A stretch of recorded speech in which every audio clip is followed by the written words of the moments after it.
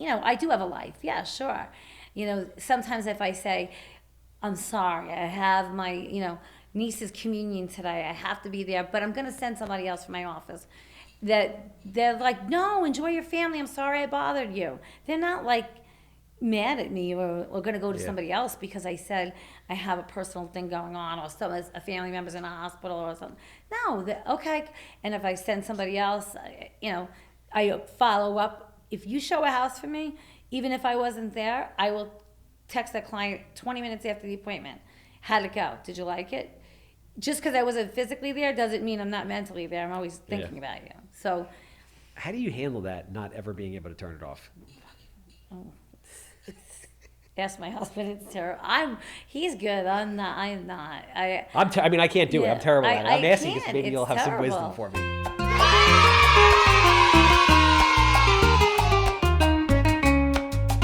Are we recording right now? Cool. All right. So we'll jump in and then fix it and then go back to the order. So we're riffing. We're doing it. This is your first podcast? Yeah, pretty much. Nice. Yeah. All right, we're popping your cherry. I'm excited about it. I know. You're a natural. Like, you should have one of these. You think so? I hate myself on video and I hate myself on camera, and I hate my Long Island accent. I mean, look at me. It'll get you business though. I know. My son's doing great with it, so I let him run with it. I love him. He's great. I actually love a lot of the agents in your office. Thank you. I work with Justin. Oh, Justin's great. He's a hustler. Justin don't you feel like he should be like a senator? He kind of looks like that. He looks like a congressman. Yeah. Every time I see him, he's like His presence is 6'4". His posture is perfect. He's got a great head of hair. Yeah. He always has the suit on with the pin. His realtor pin. And that guy is like, he hustles like I've never seen anybody in real estate hustle. Yeah, he's a hustler. He's slinging deals while driving. What is that thing he has? The pedicab. The pedicab. Yeah. In 130 degree heat at 6 o'clock in the morning. He goes out. He finds vacant pieces of land, drives out there, tracks the people down, calls them. Like, I've never seen He's a hardworking anybody work like this guy. And to do the pedicab and that, and he's just whatever he wants, whatever he does to the extreme. Yeah. He's a killer. I think that's why I like him so much. I tend to gravitate towards people that have addictive personalities or that are just very extreme with everything. Oh, he's so funny. That's just every one of my friends is just like that. Well, out of, we have probably around 40 agents now that work for us, and everybody's personality is so different. Mm-hmm. So you're constantly changing your ways with each different person that you're working with in the office. Yeah, being a broker owner is a very challenging thing. I mean, you and I have playfully gone back and forth on social media about things. I'll just put stuff out there to get a reaction and see what goes on. But really, it's not easy being a broker. No. Agents don't really understand, everything that brokers have to do and what's involved in running a business and how much it costs and all that stuff.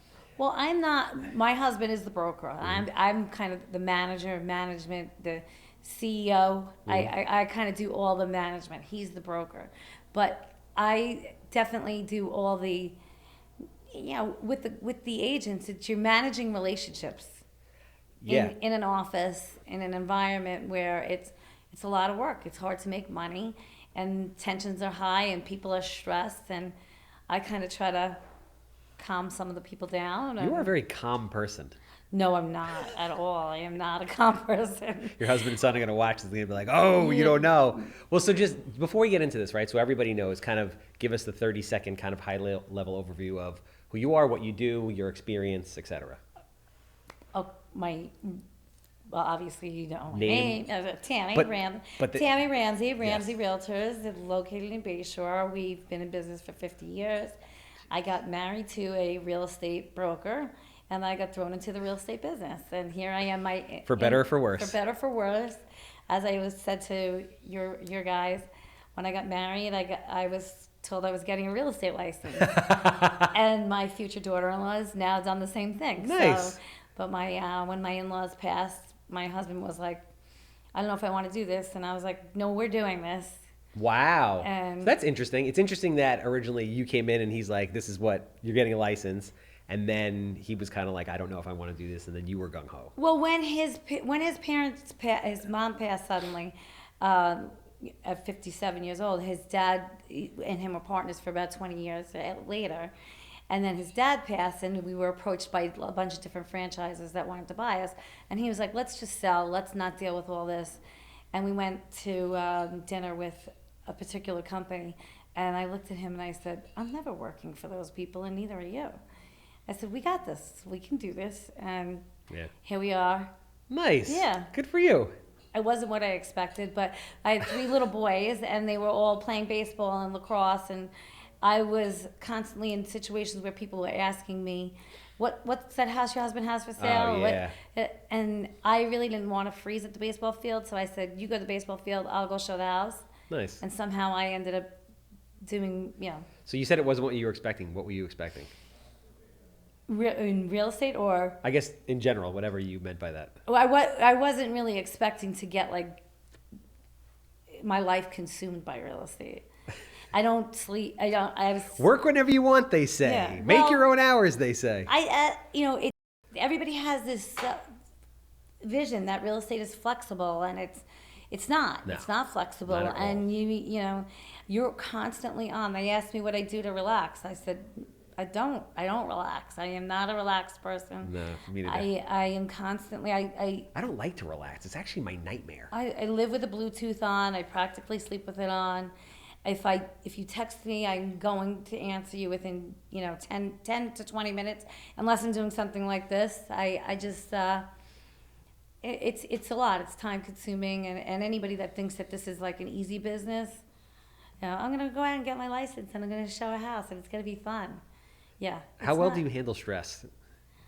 How well do I handle stress? I think I handle it really well, and I think that's why I'm successful. Because I do tend to bring the situation calm the situation down. Because people escalate.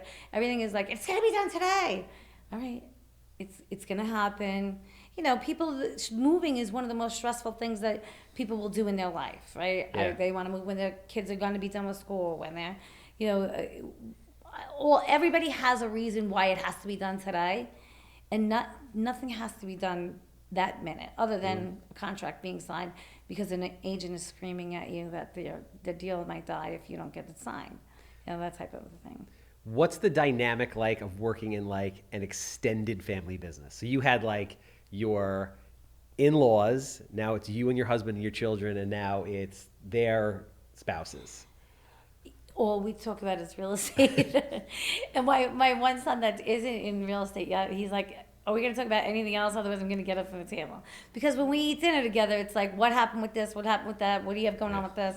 But we have a lot of fun together, and we spend a lot of time together. We have a great family, and we are together a lot. So it's whether it's selling real estate or after work, jumping out on the boat, or the boys playing golf with Rick after work, something that, the only thing is it's a lot of real estate talk in the house. Yeah, no, that makes sense. It's the same way, like, my father works with me, so we're upstairs, and my sisters and my mother's like, you got to talk about anything else? I'm like, this is what we live and do 24/7. It's like...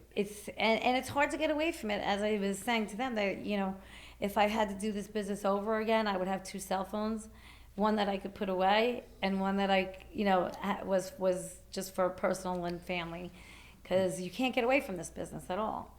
So you've been in the business for a long time, like damn near 3 decades. What are the differences? What are the changes? Like, what have you noticed, or is everything pretty much the same? No, the social media is like crazy, and this video stuff is all crazy. It's definitely changing the industry a lot. I don't particularly like this. Like, I don't like being myself on video. Like, I don't like myself on camera. That's why I've been making my son do most of it. Yeah, but you're good. He's kind of a natural. I don't feel natural. And listen, not for nothing. Like, I commend you for coming here and doing this, because there's a lot of people that won't come out of their comfort zone. So yeah, no, this is definitely out of my comfort zone, because I don't like myself on camera or video. But I think the industry has changed so much. I would rather go back to, like, pick somebody up, put them in my car, drive them around, get to know them, have a conversation with them. You built better relationships with people before, versus, meet me here and nobody wants to get in someone's car. It's very different. Like, everyone has this. You go online, you look at the history, you think you know what the history really means, and they make decisions about seeing a house based off of pictures on the internet. But I have a client that recently said to me, I was showing him houses all over the place. He said, I don't want to live in Bayshore. Has this whole preconceived notion. And so I said, really? So I said, let me just take you somewhere. Yeah. Follow me. Took him down the street. It was the house he bought. You have to get in front of the people. And I feel like the internet and social media and everything else makes people make decisions about what they think before they really sit down and talk to somebody. Yeah. Plus, I guess people go online and all of a sudden they get just enough information to be dangerous. Like all of a sudden everybody becomes an expert because they watched a TikTok video or looked up a value on Zillow. Right. Yeah. So, but at the same time, right, I feel like you coming from the time frame that you did, having the skill set that you did, I feel like you're kind of at an advantage over newer agents. Maybe you're not really big into the social media, but your ability to connect with people and understand the sales process and be one-on-one, like a lot of the younger agents that I deal with or talk to, like they don't have conversations with people. All they do is text. And they'll be like, what do you think about this? I'm like, I think you have to pick up the phone and call these people because you can't have a relationship, a marriage, and a divorce in text messaging. Like you have to have conversations with people. That's 100% dead on. And 90% of my business, and I would say most of my success, is because of my communication skills with my clients and my follow-up skills. And when the closing happens, that's the beginning of the relationship. That's not the end. Yeah. So I'm getting to get my referrals from moving forward with those people. They still, almost all my clients I have a relationship with. I try to remember birthdays, anniversaries, whatever it is, and think about them as people, and a lot of them do become my friends, and I think that has helped me, or is what's made me successful, is that I do continue relationships with people, and then my referral business, I don't really go soliciting business. I don't door knock. I don't cold call. I don't do any of that, and I think most of that is because people come to me because they know that I did a good job for somebody the last time, and I'm going to continue to do a good job for that next client. And I think. So would you say all of your business or the majority comes from like referrals at this point? Yeah. Was it always like that from day one? No, not necessarily. Obviously, I mean, we have a long, being the office being here for 50 years. Think about it. Even my father-in-law's clients he passed away young, and his clients that are now like in their mid 80s, they still come back to Ramsay Realtors. Yeah. So I think it's all, mostly referrals, but you get one client from it. I got open houses. I'm a really good open house. You come to one of my open houses, you're probably going to continue to work with me. Even if you came there and you said to me, I have an agent, and my answer to everybody is, really, where's that agent today? How is she selling you this house? She doesn't even know that. Well, I saw it on the internet, and so someone's gonna talk you into something or tell you how to buy something, and they haven't even been here yet. And I really try very, very hard not to send my own clients to other people's open houses. I try to make appointments, and if a client of mine went to an open house and they want to make an offer on it, I make an appointment to go see the house before I let them put the offer in. Yeah, let's dive into that, right? Because a lot of that goes on. Agents get upset about it because, and I get it. Certain times you can't be at an open house. That makes sense. But there's a lot of situations now where agents are like, somebody walked in, I showed them, I did everything. The agent didn't come to the home inspection, and now they basically want half the commission. So in a world where there's only one of you, right, and you have a husband, 3 boys, especially when they were younger, and a thriving business, and then agents that you have to, tend to as well.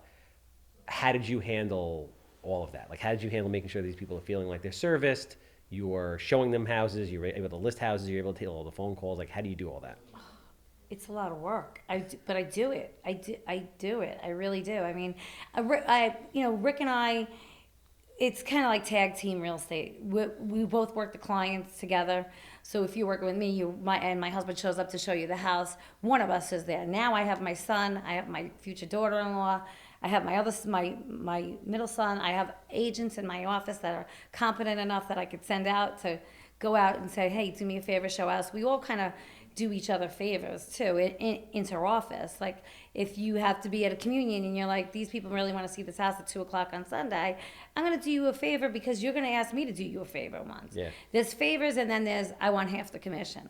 So, you know, but one of my biggest pet peeves in this business is when I'm standing at an open house on a Sunday and they come in and they say, I said, did they send you the house? No. I just saw it online, so they didn't even send you the house. You just came here, and you want them to come and basically take half the commission. It's not even about the commission. How are they selling you the house? They haven't been there. They don't even know anything about it. Well, you have a certain responsibility. Yeah. I think, and this is salespeople in general, right? I tell this to all the people that I work with, like my in-house acquisition guys. You do this every day. So for you, it's not a big deal. Somebody buying $1 million house or a $500,000 house isn't a big deal. But that's the first time most of these people are doing it. So like I used to own a Mako body shop franchise, and we used to advertise. You familiar with Mako? Like Obey Mako on TV? And this is where it started for me. They would advertise paint your car as low as $199. I've literally written 10,000 plus estimates. And it got to a point where I'm like, why do we have to do this? Like in order to close the deal, you had to be with the person for an hour. You had to go through the entire sales process, and you couldn't skip anything. Right. Because if you skip something, you'd have to circle back around, and you'd be operating from damage control. But there'd be times where I'm like, you're coming in for $199, you know, and you don't want to leave the car. You know you're going to leave the car. You know you're going to spend $1,200. Why do I have to go through this entire hour-long process just to end up at the same place? And I would try to shortcut it, and it would always fail. Right. Because you're like desensitized to the fact that this is like what we do every single day. And I feel like a lot of agents or salespeople in every business get to that point like, you're a first-time home buyer. I'm going to have to do the intake with you. I'm going to have to do this. You're going to have to go see 17 houses until you feel comfortable making an offer. Then you're going to have to finally make an offer. Then you're going to lose a house that you really, really want. Then you're finally ready to go. And, you know, why do I have to do this all? Why can't I just send you there, put the offer in, and be done? Well, I think it's all part of the process and people developing a trusting relationship with you, right? Buying a house is probably the time that people are going to spend the most money on something that they're ever going to spend on in their life, right? Most people are spending their life savings. They've saved 20%. They're about to get a high interest rate mortgage and sign up for a big payment, but they have to trust you. And I think that you have to go through the process with them. People have to lose a couple houses to realize, okay, well, we lost that one. So the next time the next house comes up and I tell you we have to go in 50 to 100,000 over asking, don't look at me like I'm crazy. So I just thought of something which is simple, but maybe people don't do it. At the beginning, when you meet somebody for the first time who hasn't bought a house, do you actually say that to them? Like, this is what's going to happen. We're going to go and see 10 or 12 or 8 houses because you need to get comfortable. Then finally, you're going to make an offer. Then finally, you're going to lose a house that you really, really like. And then you're going to be ready to truly trust me when I tell you this is what you have to do. Do you lay it out like that for them? No, because I honestly talk when obviously before they come in, I get what are you looking for? What do you want? Where do you want to be? What type of thing? And I'm going to take them to the house that they're going to buy, probably by the 5th house. Okay. I don't really have, oh, that's interesting. Yeah, I don't have a lot of clients that I show 25 houses to. But, so I guess that's interesting, which says a lot for the way you qualify these people, which I think most agents don't. But the question I have for you, and I guess you already know the answer to this question, maybe I'm wrong, is do people really know what they want half the time? I feel like you have conversations with people. Example I just gave you with the guy that said he didn't want to live in Bayshore. Yeah. Everything he described to me was in this perfect house in Bayshore, and he told me he wasn't going to live in Bayshore, and then I took him there and he bought the house.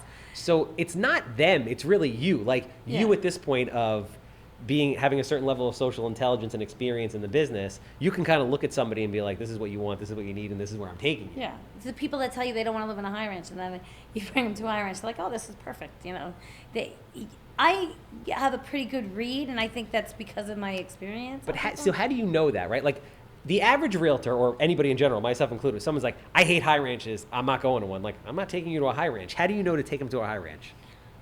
I'm using a high ranch as an example, but you know, if this is your budget and this is what you can afford, and it's in the location that you want to be, chances are we're not going to skip that house because you said you don't want a high ranch. Okay. Just go in it, because if it's on the street you want to live in the neighborhood you want to be, the high ranch might be $500,000 and the colonial is going to be $7,000, and you could get where you want to be for $5,000. Do you take the liberty of setting up appointments for them to go see things that they don't necessarily want to see or have asked to see? Always. Always. Most of the times the things that they pick to see are the worst ones. This is an agent conversation, constant agent conversation. Yeah. Like, especially when, I don't know how you feel about Zillow. I don't know if that's a 4-letter word for you. Some people really hate Zillow. Some people like Zillow. Some people don't mind Zillow. But as a Zillow example, I would say you'd get a Zillow lead or someone would get a Zillow lead. And they want to go see a particular house. I was like, set up appointments for a bunch of houses around there. A, you show value as an agent. B, you don't know what these people are going to like or not like. Well, I have mixed feelings on Zillow. I use them with my new agents because it's a great way for them to get buyers. Yeah. So I don't like to say that you pay for Zillow leads, but they're good leads to give to people that are in the office that want to go out and work them. But like you said, most of the time the house that they're calling on is never the house that they're going to buy. So you have to know the inventory that's surrounding it and be ready to take them to other houses. Because if you just call me on a house on, ABC Banana Street, as Tom Ferry would say, you would, I don't know anything else that's for sale around there, probably not going to see you again. Because it's not going to, but if I come to that house on the street that you called at, and I say, you know what, this one's probably not for you, but there's 4 other ones here. Do you want to go? They're always going to say yes. They're not going to say no. Yeah, it just doesn't. Plus, it shows your value as an agent. Yeah. It gives them more options. You get more time to spend with them to actually build a connection. Exactly. So that they want to stay with you. Because a lot of agents, I feel like, say that buyers are flaky, and they'll just jump from agent to agent. But you haven't really built any kind of rapport with these people. They don't have loyalty to you. They don't even know who you are. A buyer will not jump from agent to agent if you're a good agent.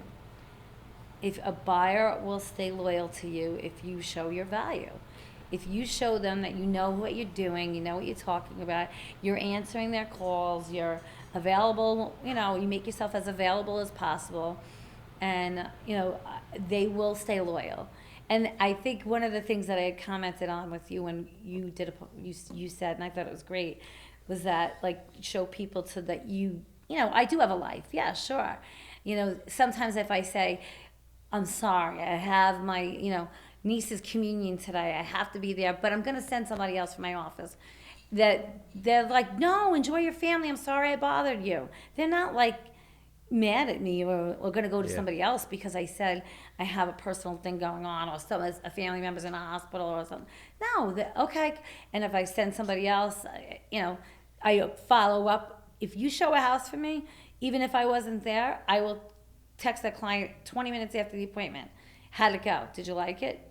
Just because I wasn't physically there doesn't mean I'm not mentally there. I'm always thinking about you. So, how do you handle that? Not ever being able to turn it off. Ask my husband. It's terrible. He's good. I'm not. I can't do it. I'm terrible at it. I'm asking because maybe you'll have terrible. some wisdom for me. I'm addicted to my job. I love it. I love what I do. For me, it's just just who I am. I'm not going to do it. Like people say, you're going to retire. You're going to this. How do you ever? No. This is my hobby too. Like I don't mean like a hobby, but like I don't have any hobbies. Yeah. Work is my hobby. Yeah. I really don't like. They ask me what I'd like to do for fun. I'm like, show houses. I don't know. Like talk to That's well, to your point. Like your clients become your friends. Yeah. And all the time. Yeah. I mean, we do a lot of boating. I mean, we do a lot, a lot of beach and boating and stuff like that. And we end up inviting the client. I'll take you to show a house, and I'll invite you out on my boat after we go out for the. Should I get a boat? A boat is one of those things where. So I grew up on the water in Wantoa, and my parents had boats their whole life. And a boat, I look at a boat, and I'm like, I really want to own a boat without actually owning a boat. Well, the best boat is a friend's boat. Yes, exactly. Like I'm the friend with the boat, so. I just want to be able to go. I'm like, you know what? It's beautiful out. Let's take this boat out. But like, I don't want to deal with it when it breaks tomorrow. Yeah, well, that's a problem. Then don't get a boat, because boats. You want to go? I'll take you out on the boat one day. I literally from the time I was born, I love boats. Yeah, no, we have a great boat, and every year my husband says, "I'm selling the boat. That's it. I'm selling the boat." And then the summer comes around, and we go out Memorial Day and have a great time. And then it's like, all right, we'll keep it. But do you guys fish? No. Or it's just kind of cruising, drinking, and... Yeah, you will find my boat at the back of Ocean Beach probably every Saturday night. My boys all worked at Ocean Beach from the time they were 14. They were all dock masters at Matthew's restaurant over in Ocean Beach. Okay. And so it started out like we would just go while they were working, we would like hang out on the boat with, and then now that they have their own boats and now we're all just over there all the time. So when I leave work or when there's nothing going on a Saturday or a Sunday, that's what we do in the summer. Bayshore has the greatest ice cream place I've ever eaten at in my entire life, and I just experienced it Which one? 2 weeks ago. Is there a bunch of them? I don't know. I don't really eat ice cream. I'm like a cheese, crackers, wine kind of girl. I'm not like I don't eat dessert. Like, go ahead. Oh, really? I wish I had your willpower. I mean, Yeah, I love cheese too. I love it all. That's the problem. Yeah. But what is it? Crowley's? What is the name of that? There's this. In Bayshore? Yeah, I was there the other day. Hold on. I'm gonna Is Google it new? No, it's been there for like 1,000 years. They make homemade ice cream and Coils. Yes. Okay. There we go. It was a thinking, religious experience. Coils is delicious ice cream. Yes. Coils. When you said Bayshore, I immediately went downtown and I was going down Main Street. And I'm like, no, Coils is a great ice cream shop. Amazing. Yeah. I had little birthday parties for my kids when they were little there. If I'm going to get an ice cream cake, I go there. Great ice cream I'm shop. going to do a review. That place knocked me out like socks. Amazing. That's great. I just sold the people in there a house. Oh, yeah? The owners there, they just bought a house from me in Bayshore. Of course you did. Of course I did. Yeah. So let me ask you a question. You, brokerage, I guess, let's talk about like culture, training, agents, personality types. It's not easy. You have 40 agents currently, you said? Yeah. So 40 agents currently. I assume in 25 years you've had hundreds and hundreds of agents come through. Yes. What is the culture like within the business, and how do you guys set the culture? Because I guess you kind of you attract what you are and what you want, right? Does that kind of make sense? Listen, right now everybody is like jumping around for splits and this and podcast rooms and everything like that. It's about the brand. It's about you need to. I personally think if I was a new agent going to work for somebody, I would work in an office that had the market share, that had in the town where you're going to live, where you're going to sell. 90% of nothing is nothing. If you have no inventory 1,000% to sell, I don't care. To me, if I take my listings, bring them to you first as an agent. All your clients have a week pre, let's say they know about these houses before they hit multiple listing. And every agent of mine has an opportunity to show those houses a week before any other agent on multiple listing. I would say right now we are selling more off-market listings than we've ever had before. Wow. Why do you think that? Because we have the clientele. I go to your house, I list it. I don't even need to put it on multiple listing. I walk out of between the 40 agents that are in my office and the 4,000 contacts in my phone, I can probably sell the house without multiple listing. I mean, I have. Just for instance, we had a $2.5 million listing this week. Bring a buyer in there before it hits MLS. Guy offers close to asking. Yeah. But the buyer says, I'm going to offer you this today, and if you put the house on the market and you don't have anything else, you come back to me in a week, my offer is going to be this. Yeah. And so the seller, smart, took the offer. House never hit MLS. And then all the neighbors are like, we didn't even know that house was for sale. You got to be in contact with a real estate agent that has the inventory that you're going to, want to buy or sell. Going back to my point about agents, I've had agents leave me and go to other offices because they think the split's going to be better. I watched an agent who was my number one agent, top producer, number one agent, left me for a bigger split at another company. She went from selling that particular year that she left, she had done probably somewhere between 20 and 40, 30 transactions. The next year, she did 8. Why would you? So you made more money on those 8 transactions, but look at how much that business that cost you. Yeah, I mean, the agents, people have shiny object syndrome. Right. And they're just jumping from the next thing to the next thing to the next thing, thinking that it's going to be better there for them. Where 95% of the time, it's really... It's who you are. 1 million%. You get what you put out in this business. You want to work really hard, you're going to make good money. it's not just going to fall in your lap. You have to get it. I mean, I've been doing this 25 years, so clients do call me. But if I'm just starting in this business, it takes a good 3 to 5 years to build yourself. Yep. And you're not getting your first paycheck for 6 to 9 months. I tell people that all the time. So, it's 3 to 5 years to build a business. 3 to 5 years. So let's say this. So I've had agents that have been with me 2 years. They're getting frustrated, this, that, whatever. They think that if they move to another brokerage that it's going to be better. They go to that other brokerage. You just reset the clock. Get yourself feet planted on the ground. Really good agents stay with the company that they're with for 30 years. And there's about 15 of them in the South Shore where I work that have all, Yeah. they've never moved. Once you start moving around and jumping around. And the thing, like, I poke at brokers a lot, but what I want agents to understand is being a broker is a business. There's a lot of responsibility. There's a lot of overhead. Brokers need to make money. You can't be on like a 95-5 split. There's no freaking money. And then want services and education and mailers and signs and CRMs and photography and all this crap. You can't do it. There's no money there. Listen, we've always said, like, if you watch like Foxton's when they did the 2% commissions, they went out of business. Charles Ruttenberg. I mean, I don't know how. Yeah, you can't stay in business at the level that we have. I mean, you've never come to my office, but we have a beautiful building. We have a beautiful office. We have a great conference room. We have everything you could possibly want there. I have a staff that we pay a nice salary so that it costs a lot to turn the lights on, the printer, the taxes on the building.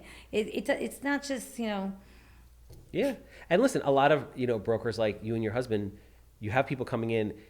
It has to be worth it for you, right? Like, if you're not going to be rewarded for all the work and the risk that you're taking on as a business owner, then you might as well just sell houses and not have the responsibility of it, and that's it.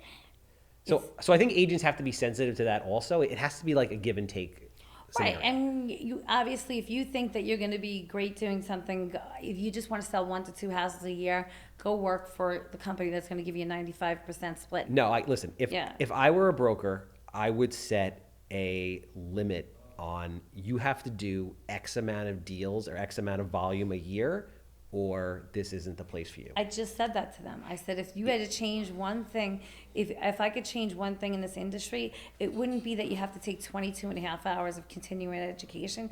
It would be that you have to sell 5 houses a year to keep a license. Yeah. Because if you, there's no 2 transactions in real estate that are ever the same. Every transaction is different. You learn something from everyone. And if you've never been in a bidding war situation, you've only sold 1 house, you're gonna lose that bidding war for the client. Yeah. And then they leave the agency. I mean, they go off to a different agent because they're mad that they lost the house they thought they wanted. No, yeah, that's my thing. Like, as a broker, I was like, I would want to offer people, great services, education, etc. But it has to be reciprocal. It has to be worth it. So if you have, and to your point before, I get it. You have agents that are in this full time, and then you have a lot of people that are doing like onesie, twosie deals, which really takes away from the people that have this as like their full-time profession. Yeah. So, I mean, it's tough because I always say real estate's amazing because it could be anything you want. It could be the best weekend hustle or summer hustle. Like my ex-wife was a realtor, and she used to teach summer school before she was a realtor. And then she would do like 4 deals, and now she doesn't have to have summer school anymore. Right. So I get it. I get both sides of it. Yeah.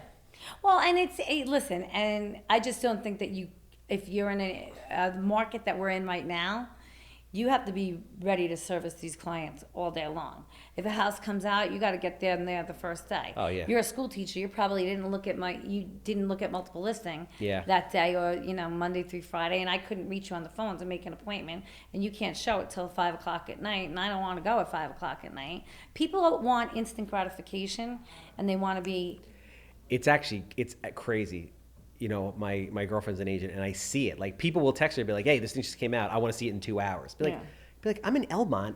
It's in Wading River. Like, I'm not. It's freaking impossible. Plus, like, there's no way I can even get the agent. I couldn't even get the agent on the phone in time. Like, it's impossible. Impossible. And a lot of people do this, like, no showings, till the open house, and obviously that's good for the buyer, good for the seller to, not inconvenience them. But there are a lot of people that would rather go during the week or go at their convenience versus, someone else's. I personally feel that and not in a negative way, I feel like sales is about control. Like when you're a great salesperson, you have to control the interaction. You have to control every part of it. You have to ask qualifying questions to get information that you need in order to service the person, Right. but you kind of know where you're going to lead them like you do. Like the guy says, I want this, and this, and I'm not going to be in Bayshore, I'm going to take him there. So, how do you establish control when dealing with your buyers and sellers? Because there are agents that I work with that are exceptional. They control everything. Not in like a control freak kind of way, but they control everything. Stuff doesn't fly off the rails. They got it. Their people know, this is what they say. It's gospel, basically, that they should follow their lead because they have the experience and they trust him. So how do you establish that? I think I control people too. I do. I don't mean. No, I believe it. I think I kind of just say, It's more controlling the transaction. Listen, we'll say that. The transaction, you can let the people control everything and say, I want to go back to the house 5 times to measure this. Now, I try to see people at a home inspection, bring your parents, bring your tape measure, bring you this, bring you that. Assume we might not get back into this house again until the walkthrough. And then there's agents that let the deal run their life, or the people run their. I can't figure out the way I want to say this right, so cut this out. But it's bad because but there are people that will overwork it. You know what I mean? They make it more complicated. Yeah. Like I have an amazing agent, a great real estate agent. She is so organized. I am not. I wish I was organized. Oh my gosh, her files are like the most gorgeous things ever. Mine are like, where's that sales agreement? It's on the back seat of the car. I wrote that. I have that disclosure statement. It's here. My dad was in the car business, and he was like, salespeople are salespeople. You're not paperwork people. Well, he's right. And if you're sitting there doing all the paperwork and you're like this, you're losing money. Does she sell a lot? Yes, she does. Oh, that's interesting. She does very well. She does amazing. She's an amazing agent. She works. I don't want to say harder than you have to, but she's great. I mean, if I was going to buy a house, I'd probably buy a house from her. Yeah. Because I know everything's going to be, not that other people don't have it under control. I'm a delegator, too. That's good. And I think that you're more successful if you delegate than if you try to micromanage. You're 100% right. I am not a micromanager. That is literally Yeah. I'm trying to get better at delegating every single day. And it's hard to delegate until you have that person that you could trust to delegate. I have an amazing admin in my office, an amazing assistant. I have, my husband, I have my son. So if I have to say, can you do this or go do this or whatever, a lot of times I'll go take the listing. I drive by the office, I drop it in, and I'm like, load this, and I'll edit it later, just get it started. Where there's people that are like, I have to sit down and load this and take 2 and 3 hours. But that's not the highest and best use of your time. No, and it's not even for the clients. It's not. No, you should be out there working it, finding the next. Because, being an agent, probably 65% of being an agent is marketing yourself to get the next opportunity. Right. And then let's say 35% is servicing your clients once you're already there. You're constantly, and you constantly have to be bringing in new business all the time. Every time I have a closing, I got to find a new job. Yeah, basically. I am a professional job interviewer. I get job interviewed 4 to 5 times a week, right? Think about it. You go on that many listing appointments? Yeah, at least. Wow, that's amazing. Yeah, usually at least 4 a week. That's a lot. Yeah. Yeah. No, I closed out last year. I do a lot of work. But you're interviewing all the time. Yeah. You're interviewing for listings. You're interviewing buyers. Like I said, most of my buyers that come to me, I know somehow already. I have a relationship or a rapport with somebody they know. The best thing you can ever have is a great referral. Yeah. If you can get great referrals, that's it. I have 1 negative Zillow review that drives me insane because it's for a basement apartment that a client of mine insisted that I put this basement apartment up on Zillow. And I said, you can't really do that. You know, it's illegal. The apartment's illegal. You can't say who you want to rent it to. I'm not going to discriminate. That's not my thing. And so this guy writes this bad review on me, but the people decided ultimately not to rent the apartment out.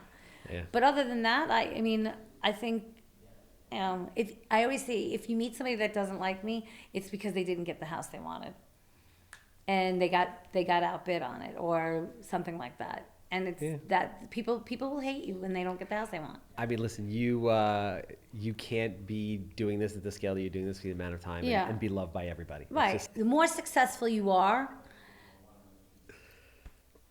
no, I'm not going to say that. No, I mean, if you don't like it, they can cut it out. Yeah, cut it out. Well, I was going to say, I'm saying this to you. Like, you know. No, people are freaking haters. People are haters. There are people that I have met who are like, before I met you, I absolutely hated you. I thought you were a douchebag. I see you on social media. And then I meet you and you're like, oh, you're a nice guy. And then I secretly want to hate you, but you're a good guy and now we're friends. And I have that happen with a lot of other realtors too. Yeah. They're like, oh, I heard you were a bitch. I'm like, you heard I was a bitch for what? Because you didn't get the house. You didn't get in the house that was already sold by the time. Come work for me.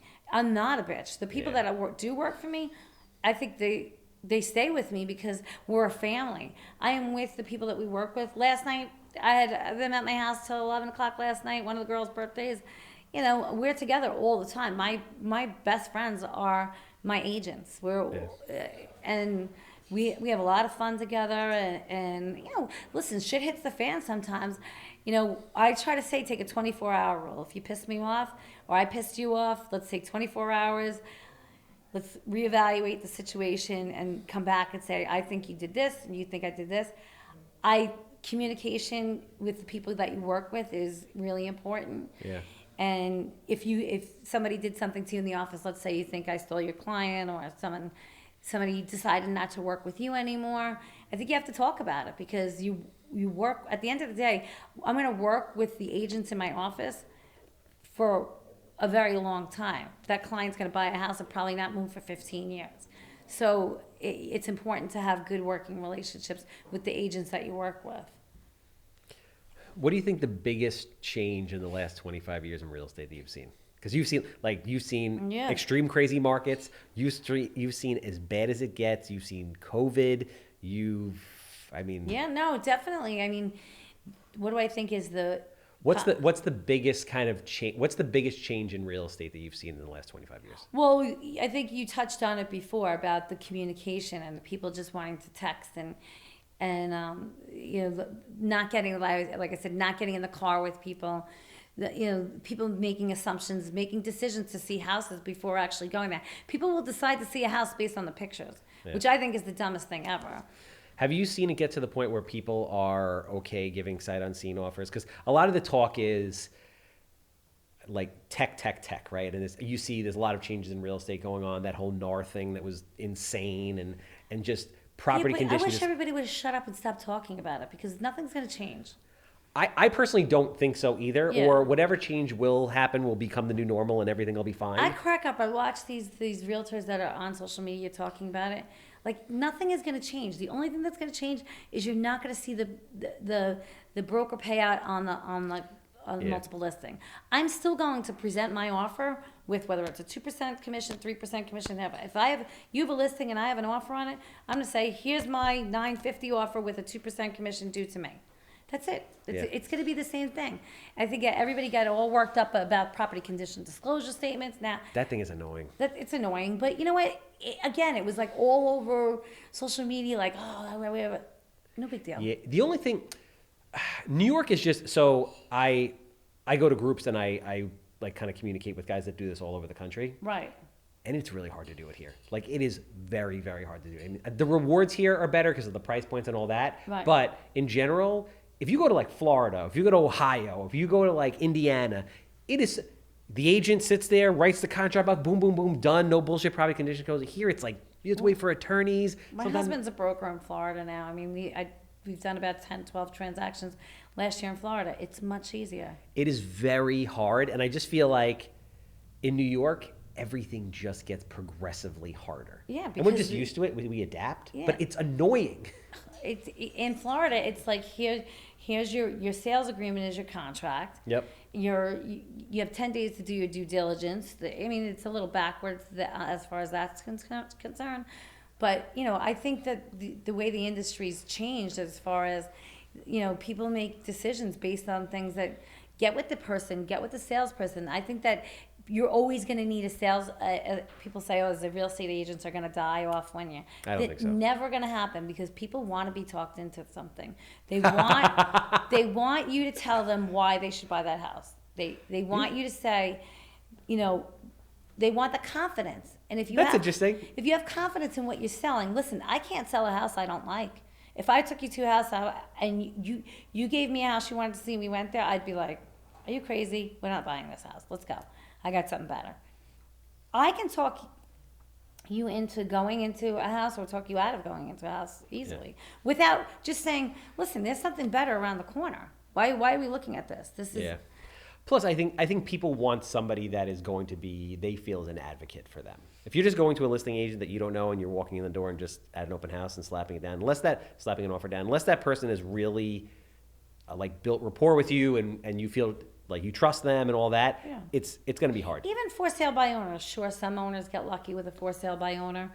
I mean, my best for sale by owner story is pretty interesting. I was in the gym. One of my girlfriends called me and she said, "Listen, we're going to sell the house." And she said, one of the neighbors wants to pay us this amount of money for it. And I was like, "I haven't been there in a while." I said, "I'm on my way home from the gym. Can I just stop by?" They were about to take $1,250,000 on the house. And I said, "You're going to take $1,250,000 on it?" I said, "What if I said to you I could get you $1,500,000?" And she laughed at me. And I said, "I'm making a phone call now." In half an hour, I had a buyer there who offered her $1,500,000. So they thought that they were going to save a 4% commission, where they almost cost themselves. By the way, the house ended up going for $1,550,000 because the buyer that offered them $1,250,000, when I brought the buyer for $1,500,000, came up to $1,500,000, and then that buyer went to $1,550,000. So they almost left $300,000 on the table because you just don't know. Thinking that a for sale by owner was going to, they're going to save the commission. And who wants to look at a house with a homeowner? People barely want to talk to each other. I had a lady the other day said to me, I went on a listing appointment. She's like, "I'm thinking about doing it myself, this, that." I said, "Okay. When you walk in this house, most people will walk in and be like, 'Yeah, no.' Now they're stuck talking to you for 45 minutes and you're like, 'Oh, they like the house.' They were just being nice. They're not going to walk in and walk out with the owner there." Yeah. Just one of those things. It's not an easy. This industry is not as easy as people think. You're a door opener. No. I'm a lot more than a door opener. I'm a psychologist. I'm a negotiator. Yeah, no, I get it. Unless you live it every day, you just don't know. And especially on social media, you get these people that just like to throw just nasty comments or whatever, and they don't understand. Well, they don't. They think it's just. They're only involved in one transaction in their whole life. I'm doing this every day, right? Like you said. So they think, oh, they went into the one house and they bought the one house and that was it. They don't know, even sometimes when you show a house, the first house, right? The guy's like, "Well, you only showed my house one time." Well, I showed that client 9 other houses. I developed a relationship with them and I talked them into coming to your house and putting the offer in on your house. Just because that's the first person that walked in your door doesn't mean that my commission should be less because you think I just did it. Yeah, at the end of the day, people are always counting other people's money. You are paying for a result. Mm-hmm. How I get that result should not matter. No. And I'm working, the client that I brought to your house, like when they did that $1,550,000, she was like, "Okay, great. Well, will you take 2%? I'm like, "I just got you $300,000 more for your house." Yeah, that's crazy. Like, how about at that point, I should get 5% or 6%? You're asking me, you were just about to sign a contract for $300,000 less. If you have to pay me whatever the numbers are, wasn't that phone call worth it? Thank God you called me. Yeah. Because I have somebody that did it after the fact, and I'm like, well, that was really stupid because you would have got a lot more money for that house. Yeah. And you see that happening more and more, and people think because everything's like, we have the thing going on in our office right now. Whether you write sold in 3 days or sold in 24 hours. Well, kind of think it's probably when you say that, people think it's easy, but they don't know what went into getting that house sold in 24 hours. Also, depending on the market, right, and what's going on at the time. If you're doing an open house and 30 people show up, it's misleading. So. Yeah, it is, and you're not really having the open house. I at least I have to say that this particular year, obviously, all the house prices went up, so your clientele is a little. You see that more in the $300,000 to $500,000 price range. I don't really see. People are waiting for 30 and 40 people. I'm like, if your house is listed for $1 million, you were gonna get 10 people to show up. Yeah, like you said, if you're under like $600,000, it's one market. If you're above that, it's different, especially with rates. Right, and people even at $1 million in the $1 million to $2 million range, you're still in bidding wars. Yeah, depending on where you are, depending on the amount of inventory, and we're lucky. We're in Long Island, so we don't feel it the same way most parts of the country do. We don't have any land. There's a lot of demand and there's not a lot of supply. So we're lucky. Yeah. When things go left, we don't feel it as bad as other parts of the country. No, definitely. I think, and down in Florida, you're seeing there's a lot more inventory to sell, which is why we did kind of say, let's start to put some roots down here. And it's nice because you can go out and actually show people 10 houses if you want to. Yeah. Here, it's like, I want to live in, West Islip. Well, let's see. There's 3 houses for sale in West Islip in your price range. So pick one, quick. Yeah. Yeah, no, I remember looking at West Islip the other day for someone. I'm like, wow, there is literally nothing here. Nothing there. Even Babylon, Bayshore, Brightwaters, there's just not, the inventory is, and when it comes up, it goes overnight. So yeah, but I want to reiterate that there are still people like agents that work hard that are doing business. So for as much as there's like last year, Long Island, least amount of homes sold was like 23,000 homes, but that's still 23,000 homes. Yeah, still 23,000. Let's say half of those people had agents on both sides. That's still like 30, almost 40,000 agents. Yeah, but people could get paid. Yeah. So if you're not doing business, maybe you're not putting in the work. Yeah, and you get into it what you put in. You get in what you put in. In life you get what and you business. Put in. So I really appreciate you coming down. I am very I'm honored that I was your first podcast. Thank you. Yeah. Hopefully after this sparks something. You're Very like, you know what? I want to relaxing. be on video all the time. Yeah, I don't know. We'll have to see. I was born for video. After you print this, we'll have to see. But it was great. Thank you. Thanks so much for having me. So just anybody out there who's looking to buy or sell, obviously in Bayshore and beyond. Bayshore, because you basically are the queen of Bayshore. Aww. How do they get in touch with you? How do they find you on social media and reach out directly if they want to? Just my cell phone number is 516-319-8605. If you call me, I'll answer it all the time. It's that easy. It's that simple. All you have to text me is, I want to buy a house, I want to sell a house, and you will get a response from me right away. Awesome. And agents, obviously, if you are looking... we have an app, Ramsay Realtors. You can download our app. It's a great app. Our inventory goes there first. Oh, that's cool. Yeah, I can see when you're on. I can see what you're watching. I can see what you're looking at. So I say, oh, Charlie's looking at, house. Wait, first we started out in Babylon. Now we're starting to look in East Hampton. What's going on here? Kind of like we developed our own like Zillow type of a thing. That's cool. I would rather people go directly to my app. Yeah. To look at our inventory than go to Zillow. When you go to Zillow and you click on a house and you are getting somebody that has never been in that property, doesn't know. They're answering the phone and they don't even know where the house is probably. Yeah, but the public doesn't know. They don't know. And that's the thing. You can't just hit the number to dial. And this is why you have to make video content so you can educate the masses on things that they don't understand. So think about it. Yeah. Obviously, I'm the Handsome Homebuyer. If you have a house that you want to sell, land, commercial property, I'm quick, I'm easy. Good time. Oh, yeah, I forgot about that. I want to buy it. 516-777 sold. That's a wrap. Thank you.